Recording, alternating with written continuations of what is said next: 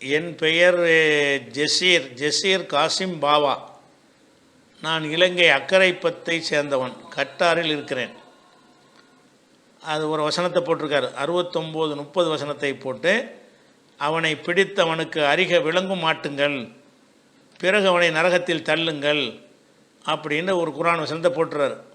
அப்போ அந்த காஃபிர்களை பிடித்து நரகத்தில் தள்ளுங்கள்னு வருது. அப்போ பிடிச்சவனை நேரடியாக காஃபிர்களை நரகத்தை தள்ளுறன்னு வருது. ஆனால் நம்ம என்ன விளங்கியிருக்கோம்னு கேட்டால், அது பாலம் ஒன்று இருக்குது, நரகத்தின் இது பாலம் இருக்குது, அந்த பாலத்தை கடந்து தான் வந்து சொர்க்கத்துக்கு போக முடியும்னு இருக்கிறது.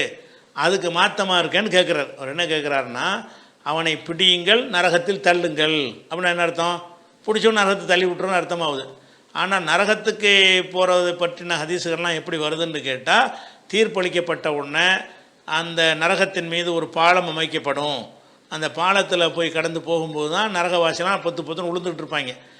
அது கடந்து செல்கிறவர்கள் அது கடந்து அடுத்த சொர்க்கம் இருக்கும், அந்த சொர்க்கத்துக்கு போயிடுவாங்கன்னு இருக்கிறது. அதுக்கு மாற்றமாக இருக்குது அப்படிங்கிற மாதிரி என்ன செய்கிறாரு, அவர் கேட்குறாரு கேள்வி. குர்ஆனுடைய அடிப்படை பிரகாரம் புட்டிச்சு நரகத்தில் தள்ளுங்கள்னு வந்தால் கூட வேறு வசனங்களில் என்ன சொல்லப்பட்டிருக்குன்னு பார்த்து ரெண்டையும் இணைச்சி முடிவுக்கு வரணும். வேறு வசனங்கள் என்ன சொல்லப்பட்டிருக்குன்னா, 19வது சூறாவில் வந்து இப்போ 71வது வசனத்தில் 71 72 வசனங்களில் என்ன இருக்குன்னா, ஓ இன்கும் இல்லா வாரிதுஹா, உங்களில் யாராக இருந்தாலும் நரகத்திற்கு வந்தே தீர வேண்டும். கானாலா ரப்பிக்கு ஹத்ம மக்லியா, இது இறைவன் வந்து கட்டாயமாக ஏற்படுத்தி ஒரு விதியாக இருக்கிறது. எவனாக இருந்தாலும் சரி, சொர்க்கவாசியாக இருந்தாலும் நரகத்துக்கு வந்து தான் ஆகணும்.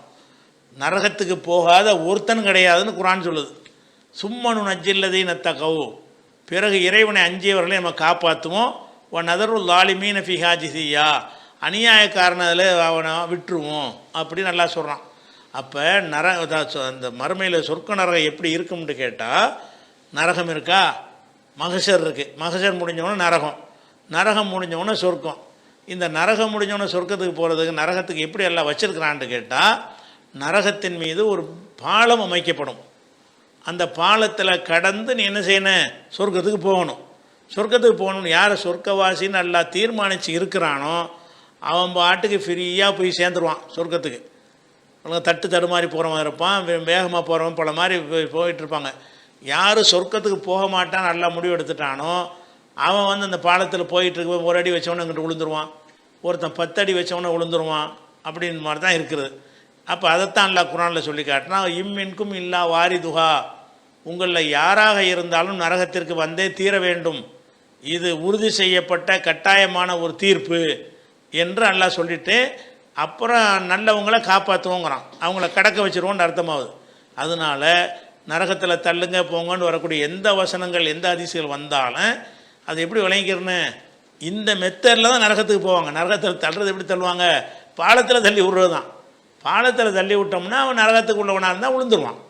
அந்த பாலத்தில் வந்து அவனால் பேலன்ஸ் பண்ண என்ன செய்ய முடியாது, நடக்க முடியாதுன்னு விளைவிக்கிறேன்னு அது ஒன்றும் மாற்றம்லாம் குழப்பம்லாம் கிடையாது.